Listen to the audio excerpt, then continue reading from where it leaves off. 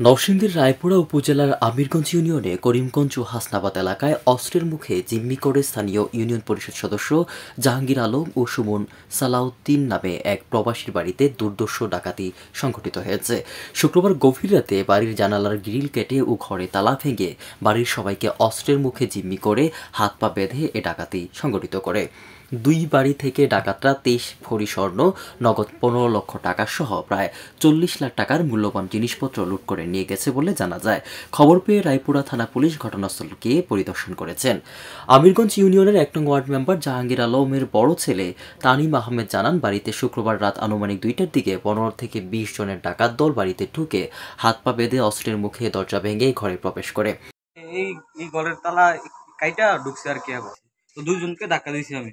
ধাক্কা দিয়েছি পরে আরো ৬-৭ জন উঠছে। আর উঠটা পরে এগুলো দেখে আমি দরজা লাগাইতে চাইছি, তারপরে তারা ধাক্কা দিয়া ঢুইকা পরে আমার বাইন্দা ফেলছে। আমারও বানছে আর কি, চিল্লান দিছি কিন্তু কেউ শুনেনি। তারপরে আমরা বানছি, আমার গলা ছুরি ধরছে।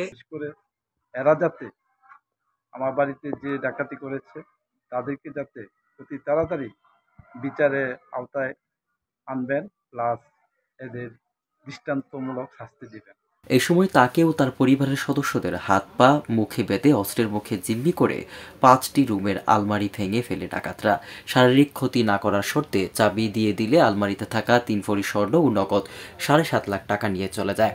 এরপর হাসনাবাদ পূর্ব সুমন সালাউদ্দিন ও খোকন নাসির উদ্দিন প্রবাসী দুই ভাইয়ের বাড়িতে ডাকাতিকালে অস্ত্রের মুখে জিম্মি করে ২০ ভরি স্বর্ণ ও নগদ ৮ লক্ষ টাকা নিয়ে যায়।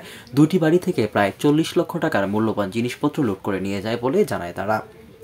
ইউনিয়ন পরিষদ সদস্য জাহাঙ্গীর আলম বলেন, তিনি একজন জনপ্রতিনিধি হয়ে যেহেতু নিরাপদ নয়, তাহলে জনগণ কিভাবে নিরাপদ হবে?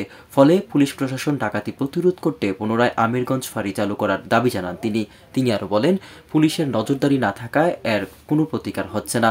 দ্রুত এ অঞ্চলের ডাকাতি সহ অপরাধমূলক সকল কর্মকাণ্ড প্রতিরোধের ব্যবস্থার দাবি জানান তিনি।